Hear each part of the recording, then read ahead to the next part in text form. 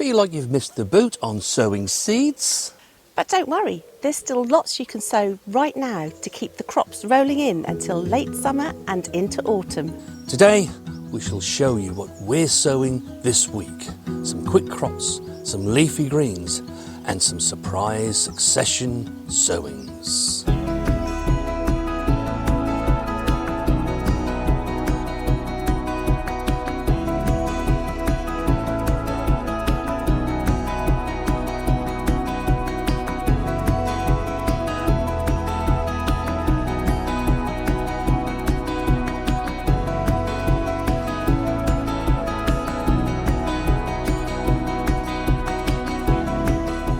This is the time of year when your early crops are now finishing. Your peas have all been harvested. There'll be gaps where you're harvesting things like onions and garlic. Rather than have empty beds, we can sow some fast-growing crops now to fill those empty spaces that will give us harvests before the nights really pull right in. First thing we're going to sow is some peas. You can see here that these aldermen, we've let these go over, and we have left some pods on there so that we can save our seed for next season. So in a way, it is a harvest. We just won't realise that until next year when we use this seed to sow. Of course, you all noticed that on our What to Sow in July video, I omitted saying about the peas. That's because myself and Mrs. W were going to make a dedicated video on it. But it seems as though you've all sown your peas, so well done you guys. But it is time for myself and Mrs. W now to sow the next round of peas. And at this time of the year, you need to have a pea that is not subject to mildew. That's part of the problem when you try to grow peas and then harvest them during the autumn months. So we're going to be growing a pea that's called terrain. Mrs. W here is sowing 3 seeds per cell. And then, once they're ready to go, I shall cut these ones down to the ground and pop those seedlings into here. I said to you in an earlier video earlier this year that I would let you know when I make my last sowing of Calabrese broccoli. Because last year you all said, you're still harvesting broccoli, mid to late November. Now it does require that the weather is with us. We've had a pretty warm year so far this year, and there's no reason to think that we're going to have a really cold autumn. I can't see that far ahead, but it's a gamble that we can take.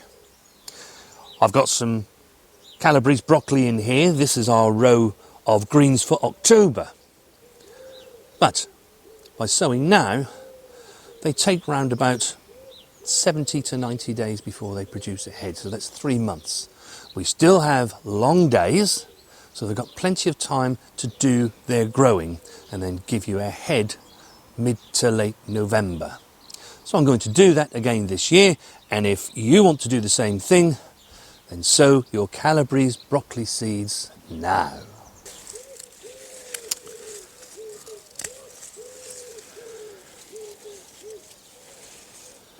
It's a good time of the year to be sowing your next lot of beetroot. And they have a kind of cluster seed, as you can see here.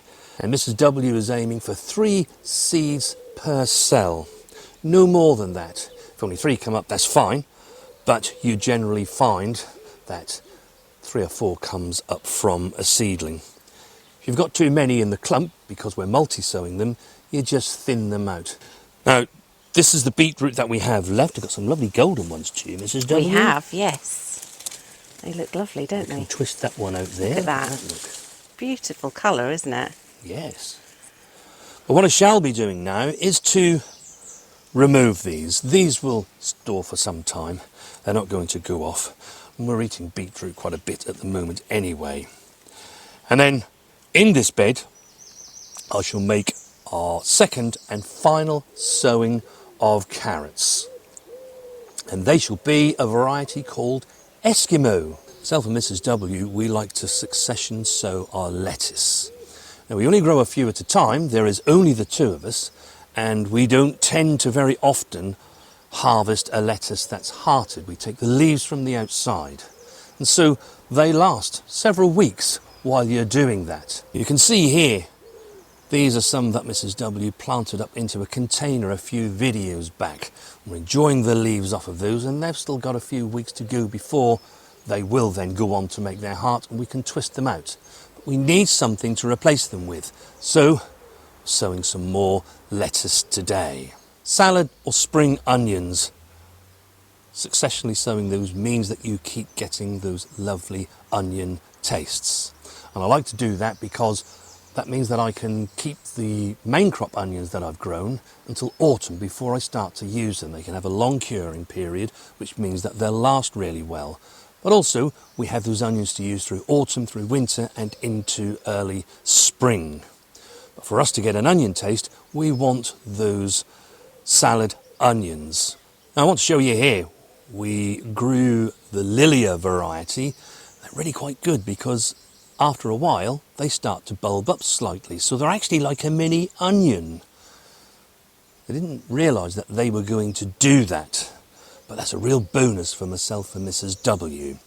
So again, multi-sow your onions, you get more onions in a much smaller space.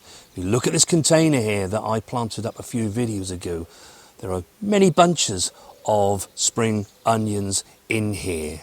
July is also the month when we look to sow some chicory. Now, I don't need a huge amount of these, it's not something we eat a great deal of. But having said that, it's a really valuable crop during the autumn months as the lettuce begins to slow up. You can mix those leaves in with the lettuce leaves that you do have and some spinach that will be growing a bit later on in the year, and they'll make an excellent salad to enjoy over the autumn months. Also, you can be sowing kale. We generally sow our kale sometime in June.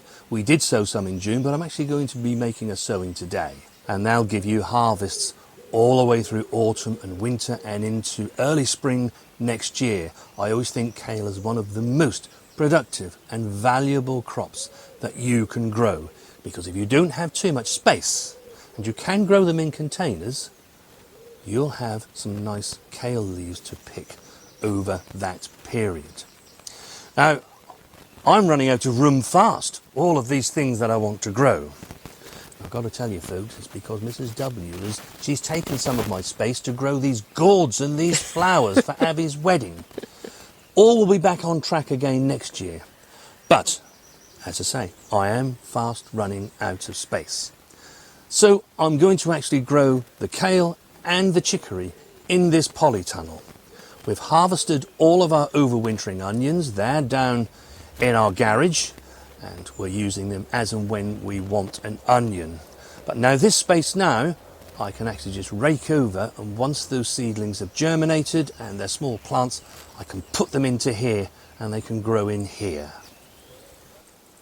So they are the seeds that we're sowing in our No Dig Norfolk garden this week. Each of them chosen for their speed, their productivity and their ability to slot into spaces as they appear. Our No Dig garden is all about momentum. We don't dig over and we don't leave gaps. We just sow, harvest and plant again.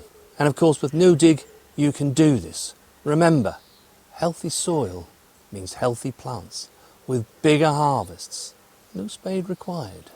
And if you want to see the remaining seeds that can still be sown in the month of July, so that you can get those seed packets in ready for when we make that sowing towards the end of next week, then watch this video next.